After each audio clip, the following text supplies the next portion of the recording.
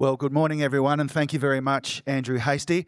My name's Andrew Ramsay. I'm a Director of Program Design and Delivery at the National Security College. I'm seconded from government, and I've been working at the college with Rory and the team for about 3.5 years. One of the great privileges of my work is I manage a parliamentary program where we go into Parliament House on sitting weeks and provide briefings on national security matters under the Chatham House rule, and it's been a real honour to meet a wide range of parliamentarians in this capacity. And I must say they're some of the best communicators and most connected people I've met, so I think it makes perfect sense for us to hear from 3 of our parliamentarians today as we consider our community consultations project. The way we're going to run this is I've invited each of our guests, who I'll introduce shortly, to provide framing remarks. We've only got about 40 minutes together, so they'll each provide framing remarks reflecting on the project that we've presented to you as part of this conference. And then we'll open up to question time, an early question time before the big one at 2 p.m. at Parliament House today. And so I'm going to throw to you to ask questions, so please think about what you'd like to ask our guests as they're speaking, and I might slip 1 or 2 in myself. So I'm honoured to introduce, firstly, Luke Gosling. Luke's the member for Solomon, which captures Darwin and Palmerston up in the NT. He serves as the Special Envoy for Defence, Veterans Affairs and Northern Australia, drawing on more than a decade of service in the Army across operational, regional and leadership roles. And after leaving the military, Luke worked internationally in humanitarian roles, co-founded the NGO Life, Love and Health, established the Remote Area Health Corps, and has continued his long-standing commitment to community service in the Northern Territory. And I should say, I'm really just skimming over the top of these bios. It's really quite remarkable what these people have done, and I'd encourage you to have a closer look at the conference app for more information. Allegra Spender is the federal member for Wentworth, which covers Sydney's eastern suburbs, including, of course, Bondi. She has a background in business leadership, renewable energy initiatives, and has done work across public policy and community programs. Allegra has previously worked as a business analyst at McKenzie, a policy analyst at the UK Treasury, managing director of Carla Zampatti, chair of the Sydney Renewable Power Company and CEO of the Australian Business and Community Network. Welcome. And Zoe McKenzie is the federal member for Flinders, which covers Victoria's beautiful Mornington Peninsula. She serves as the Shadow Cabinet Secretary and Shadow Assistant Minister for Employment and Industrial Relations. Before entering Parliament, Zoe built a career across international trade, workplace law and public policy, and now brings that experience to her parliamentary work while remaining a passionate advocate for the Mornington Peninsula. Please welcome our guests. So we're going to hear from our guests in the order that we're seated. Hand over to you, Luke. Thank you. Thanks very much, Andrew, and thanks to Rory for all his service and the work that he does here with the college and all the college team for the invitation this morning. I'll spice things up right from the get-go. One of the greatest threats we have is misinformation, and Andrew Hasty, who's gone now, unfortunately, looks good in a suit, right? Served in the military, as I did. He was an SAS officer. I served in the commandos. We're on different sides of politics, but I acknowledge his service. And obviously he's got a job to do, which is to reframe history, essentially. But there was a government, there was a series of governments actually from 2013 through to 2022. It was first Abbott, then there was next Turnbull, and then Morrison. At the start of that period, I told you I'm going to spice things up right from the start, right? At the start of that period, we had 6 refineries in this country in 2013. When we took over government, the Albanese government in 2022, there were 2 left. We used to have a car manufacturing industry in Australia. But by the end of the coalition period of Abbott, Turnbull, Morrison, we didn't have a car manufacturing industry, and we lost all that advanced manufacturing that we so badly need now and that we're catching up. And in my remarks, I'll give you some of the ways in which we are catching up. I don't mean this as a political point, but more as a way of saying, be careful about the messages that you're swallowing. And you all know that because you're here getting educated. But for the average young person out there who's just trying to get enough money under their belt to pay the bills, have some fun and crack on with life, they're feeling increasingly anxious. But I think what's needed is a bit of context. So I'm happy to obviously provide some of that quickly now without going on for too long. Don't worry, Andrew. But I acknowledge the Ngunnawal and Ngambri people, of course, and thank the college again. Echo that it's been a very important time to capture and explore perspectives on national security from around the country, including First Nations perspectives. Obviously, coming from the Northern Territory, I actually served with Norforce, which works with Indigenous soldiers. And one of the greatest privileges of my life is working on country with traditional owners in the green uniform as they provide a role in defending our nation and our borders. And it's important to them. You know, we're being flooded, cyclones, etc. They're increasing in intensity and frequency.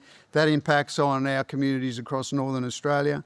Impacts on fisheries and resources as well. But it's important to note that sustainability is one thing, but having our sovereign capability for energy security through renewables has an important role to play. Because I tell you, if you've got solar and you've got a home battery and you're plugging in your EV, you're worried about the increasing of cost of diesel, and you wish we had more of those refineries still, but you're a little bit insulated, right? Because you're not getting a power bill and you're plugging in your EV, so you're not going to the Bowser. So I don't mean to point out the obvious, but the electrification and the role of renewables has an important role in energy security. Like, no-brainer, right? But just sort of worth pointing out. I won't go through the context that we're living in. Andrew did a good job at that. Ukraine, Gaza, the Red Sea shipping being interdicted by Houthi attacks, now the disruption in the Straits of Hormuz. And on the 14th of December last year, we were hit by an anti-Semitic, ISIS-inspired terrorist attack at Bondi, which claimed 15 innocent lives. And there was an unsuccessful bombing of an Australia Day event in Perth that could have claimed a lot of lives. Thankfully, it didn't, because it didn't detonate. You know, but we've got sovereign Australian citizens shooting cops, right? Things are in flux. The threats to Australians' sense of well-being is not just coming, obviously, from the foreign affairs. It's domestic as well. It's misinformation. It's foreign interference. And I actually started my career partially here at ANU. I studied Bahasa here while I was at the Australian Defence Force Academy. And a knowledge of Indonesia and understanding of Bahasa Indonesia has not only enriched my life, but has provided a bit of context for our backyard. And so what has our government been getting after in recent years? We're getting after AUKUS because we need that. If you're concerned about the price of AUKUS, it's an expensive undertaking, but an essential undertaking. I've written 8,000 words for the Lowy Institute. If you're interested in the strategic rationale of why we need nuclear-powered but conventionally armed submarines to ensure that our island continent is secure into the future, rather than me sort of regurgitating those reasons, have a read of that Lowy paper. So AUKUS is full steam ahead. Ghost Bat, Ghost Shark, guided weapons produced here in Australia. So don't think that nothing's been produced here in Australia. Australia's got some of the best innovators and advanced manufacturers in the world, right? Our job in government is to give them the ability to make more of it. And we are making Army landing craft and self-propelled howitzers here in Australia. The Oceus Bluebottle. So a solar-powered, uncrewed vessel is providing us maritime domain awareness to the north of Australia, uncrewed. It's Australian invention. Just quickly, because this is the school it is, PNG, the Puk-Puk Treaty, an alliance with PNG, important.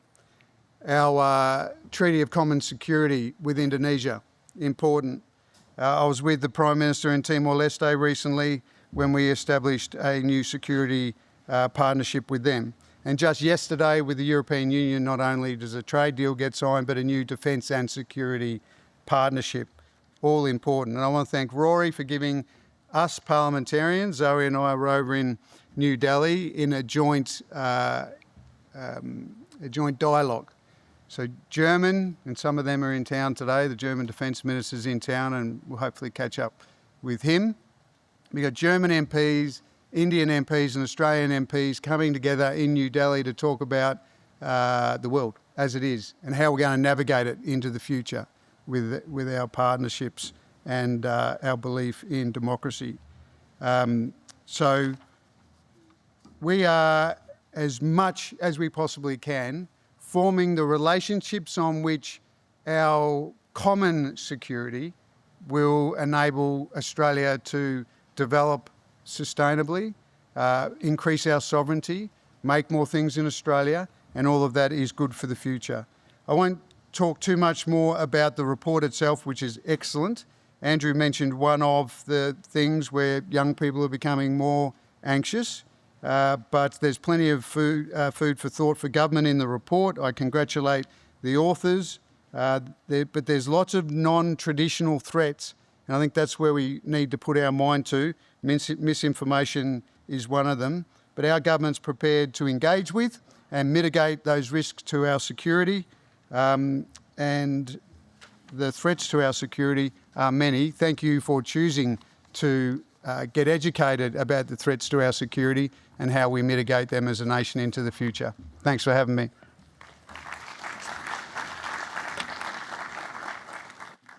Thanks, Allegra. And thank you, Luke. Thank you, Luke. Thank you also for having me here today. It's a real honour. On the 14th of December 2025, my community experienced the worst terrorist attack on Australian soil.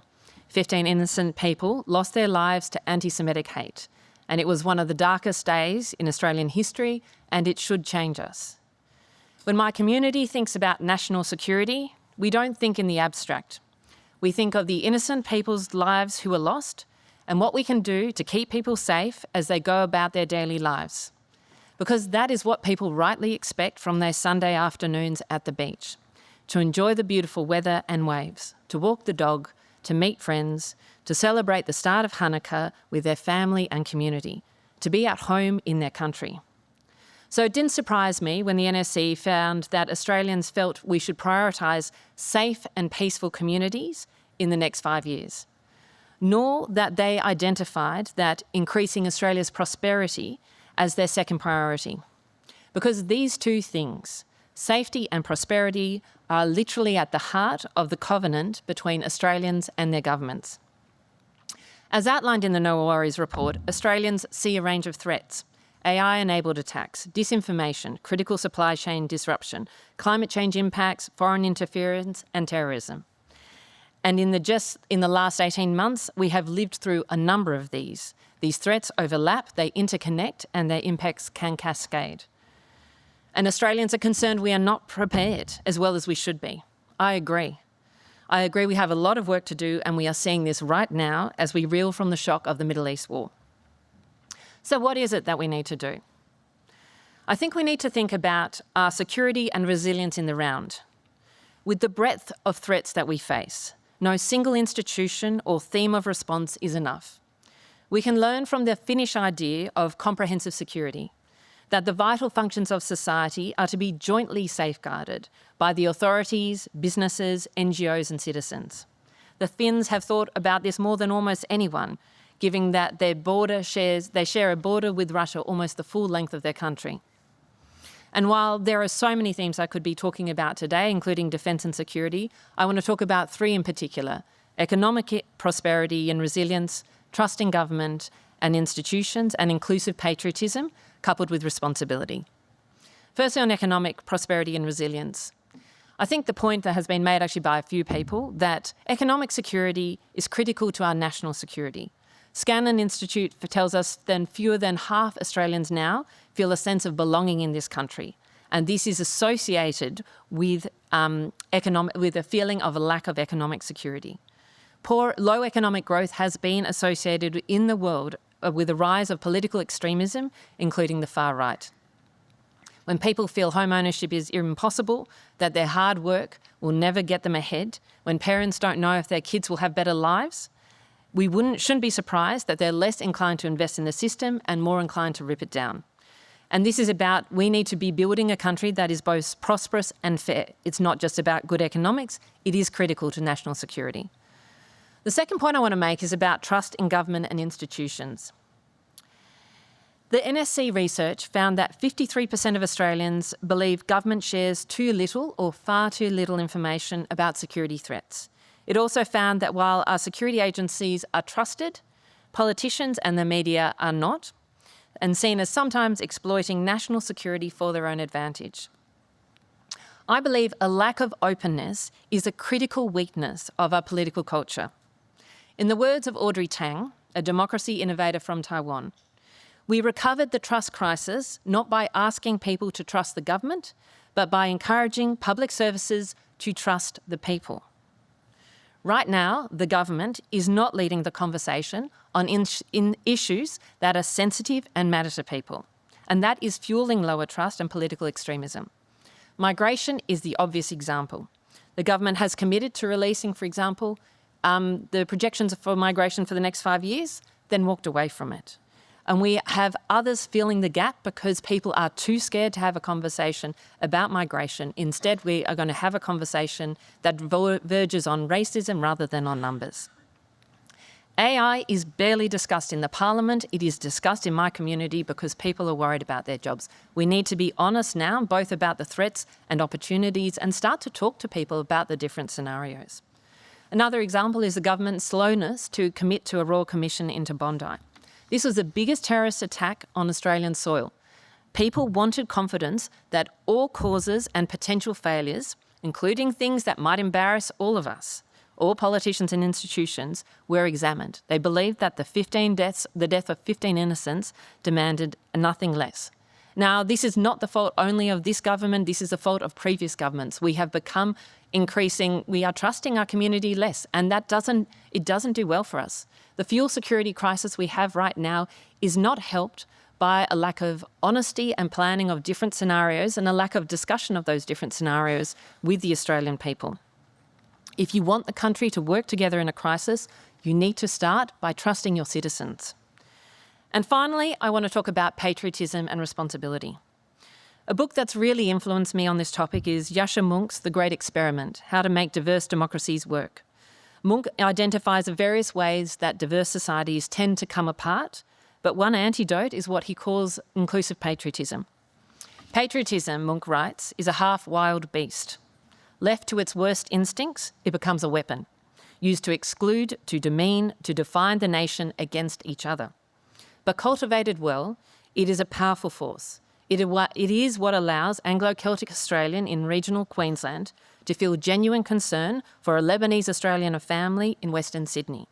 It is what I saw in the week after Bondi, when Australians of all faiths and backgrounds travelled hours to lay flowers and stones and to say to Jewish Australians, that is not our country, we stand with you.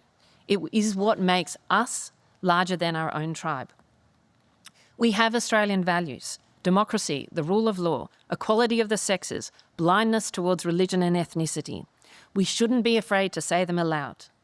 Dehumanising others, inciting hatred, wishing or justifying violence against fellow Australians, those are not Australian values, and we need social and legal sanctions against that. And when Pauline Hanson says that she can't imagine that Australian Muslims can be good people, when she excludes 800,000 Australians from the idea that they can be good, that is not just wrong, it makes Australia a less safe country. It divides us and it sets parts of the country against each other. That is wrong and it makes us less safe. By building patriotism that is a shared project, that is not just government's job. 71% of the people surveyed after Bondi agreed that all Australians can do more to make our communities peaceful and safe. It is up to all of us to build connections and awareness on commonality rather than difference. When I talk to young people in my schools, in particularly the Jewish young people in my communities, they are seeking to speak across divides because my community understands, having seen that attack firsthand, that we need to build connection across difference. We need to unite about what common ground we really have. So in conclusion, national security is not only about the capability of our agencies and our alliances, as important as they are. It is fundamentally about whether the Australian people trust their institutions, feel like they have a stake in this country, and believe that when things go wrong, the state and their fellow citizens will have their back. The answer is not to harden our borders around some imaginary pure Australia. The answer is to build a country where economic security is real, where institutions are trustworthy, where we can have hard conversations rather than avoid them, and where we love our country because it's where we all belong, not because of who we exclude. That is the work of all of us.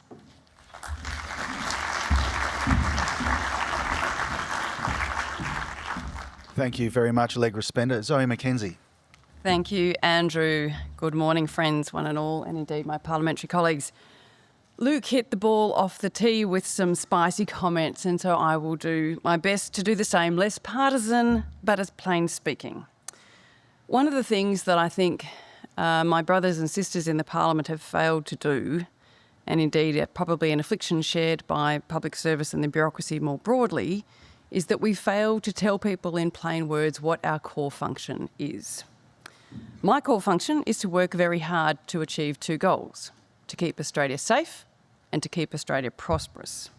It's not my job to make people feel good about themselves or to talk about the vibes. My job is to make stuff work so that people can do themselves what they want to do with their lives to the best of their ability and according to their interests, not mine. So this conference goes to the first part of that responsibility, how to keep Australians safe. And in doing a good job in relation to the first, we are already making good progress in relation to that second task. But for us to spend time doing that first task well, Australians need to place a value on it. The astonishing thing about the massacre on Bondi Beach in December was that it made Australians instantaneously understand that duty that we have. The conversations I had with Australians about national security, defence and the importance of social cohesion and our investment in these issues, both in terms of time and dollars, were manifestly different after December. Again, this is borne out in the NSC's report, No Worries, which will obviously be the backdrop of your conversations today. That report stated, our survey data reveals a public where worry about security has risen rapidly from a large minority to an almost two-third majority in little over a year. I might say those of us on the coalition side understand that duty well, and can I add, not because we are better than the government or the crossbench, although Luke's comments tempt me to argue as such, but largely because, as the report shows, in its second report, Voices from Across Australia, we tend to come from people and cultures who instinctively understand and value our security highly, more than other parts of Australia. When you read that report, you see there is an immediate, obvious overlap between the regions which elect coalition MPs and the communities which the ANU report shows place a higher importance on national security. Australians over 55, regional and rural communities, lower socioeconomic groups, and the Australian-born. And in the Australian Parliament, we represent those people and their values forcefully, and that is also our job. This was nowhere as clear to me as this time last week when I was delivering democracy classes across my electorate. Through democracy class, I go and talk to kids from grades 4 through to year 12, all about our parliament, our democracy and what we do. But last week, for the first time, a bunch of year 7 kids asked me repeatedly about fuel security. They asked me repeatedly about the war and when it would end. That has never happened before. Usually it's questions about social media reform and why it is that Reddit or Roblox or God knows what platform has been excluded from it, or some very unhealthy obsession with e-bikes. But last week, the question came thick and fast about national security and global conflict. I perhaps shouldn't have been surprised because, of course, the cradle of the Navy, HMAS Cerberus, is located in my electorate. Since I have been elected, and indeed I would say for the decade before that, I have focused very much on the impact technology is having on our lives, the way we live, the aspirations we form, the way we talk to each other, and the way it underpins or indeed undermines democracy. It is a rich field of study for those in this room, and if you want to get a grip on how technology feeds fracturing socially, politically and economically, I highly recommend Tim Urban's What's Our Problem? You will get no better manual on modern life, particularly in terms of public discourse and its heartbreaking lack of civility and indeed reflection online. Algorithms feed on division. They are indifferent to truth and allergic to moderated methodological explanations of why things are the way they are and the long-term plans one must build to make things better. Rage is their diesel, and unlike the rest of Australia, they are suffering no shortage. But rage pulls us away from the safe and peaceful communities that the NSC's reports tell us people crave. It creates febrile, dangerous places, both digitally and physically. And we have failed as a community to be wide-eyed and honest with ourselves, and most especially with our children, about the way algorithms work and the impact they are having on our ability to both sustain safe and peaceful communities, but indeed even to argue in favour of them publicly. Interestingly, the report showed a particular sensitivity to the threat of foreign interference in Australia's politics, government, economy or society at 72% and AI-enabled attacks at 77%. We understand that technology has a role to play in our perception and actual insecurity, but we are looking further afield than our feeds. Danger, I would suggest, is even closer to home. That danger may not be in your or my feed, but I can assure you it is in your son's feed. We are, through these devices and our use of them, reprogramming the human model, and at the same time, making it easier to employ a machine for tasks that humans, ensuring more people, and specifically, may I say, more men, spend more time down these digital rabbit holes with each increasing generation. Which brings me to the third point that I want to highlight this morning from the excellent work that the NSC has done relating to communication. The report found that over half of all Australians believe government shares too little information about security threats. I could not agree more. As someone who used to sit on PJCIS with Luke and Andrew and indeed James, from who you'll hear shortly, I am famous for telling the Secretariat that even as members of that committee, we need to be told more. How are we to assess the adequacy of the architecture, the administration, the assets and resources of our national intelligence and security ecosystem without understanding the threat? I put it bluntly. If I gather more understanding of the nature of the threats we face from Le Bureau de Légende on SBS and Sacha Baron Cohen's The Spy on Netflix, rather than what I am learning on this committee, then this country has a big problem. Needless to say, expert briefings were organised for Luke and I as newbie members of the committee forthwith. But the meta point remains. If we in that building across the pond don't fully understand what the threats are, how on earth is the average Australian meant to know? At NS26 on Monday, Colonel Jussi Kosonen from Finland said to the gathered group of parliamentarians, in Finland, national security is everyone's business. Right, I thought to myself, how do we make that the case here? Discussions about national security are often in darkened corridors, specialist and expert debate clubs, and often, dare I say, in man talk, meaning women tend to self-exclude. At the punter level at least, because I notice with increasing joy that every time a leader of an intelligence agency comes to present to the PJCS, it's more often a woman than not. But the gender balance in most rooms regarding defence shows that this tends to become a conversation between men, and women often self-exclude, feeling they understand less, even though they may not. Conferences like this are important at building confidence in the national security debate and continues the extraordinary work that the NSC does more broadly in raising capability both with parliamentarians and young people, and I notice the 50 students we have in the room today and the exposure that they get through the NSC. But we must work out what a common conversation about national security sounds like and looks like and how we share it. Because as the reports also showed us, more than 2/3 of Australians believe we have a responsibility to do more to make our communities peaceful and safe, but in no way do we guide them how to do it. When I read through the NSC's reports on Monday and Tuesday after their release on Sunday night, I couldn't help but wonder what the results might have looked like had the third flight of interviews and research been collected after the 28th of February. The report cites that in November 24, 42% of respondents were worried about national security. In July 25, that was up to 50%. And by February 26 of this year, that is, it was 64%. On the eve of 28th of February, I sat in the Bundestag cafeteria with a German friend, a former German Bundestag MP, indeed one that I met through the extraordinary outreach work that the National Security College does with the Global Dialogue, a think tank based in Berlin which focuses on Indo-Pacific and Asia-Pacific regions.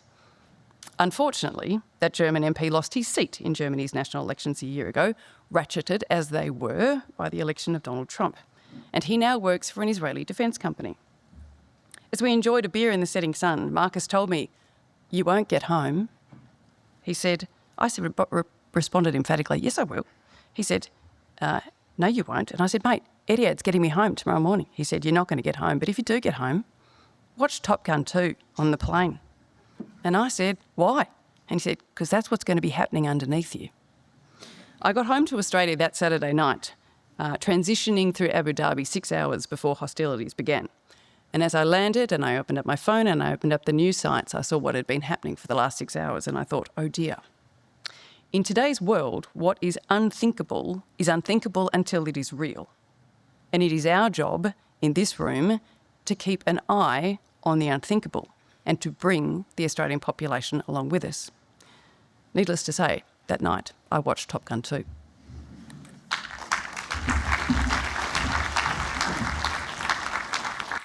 Well, thank you very much to our guests for those rich and very interesting and powerful comments. Zoe McKenzie, Allegra Spender, Luke Gosling, thank you so much for making time for us.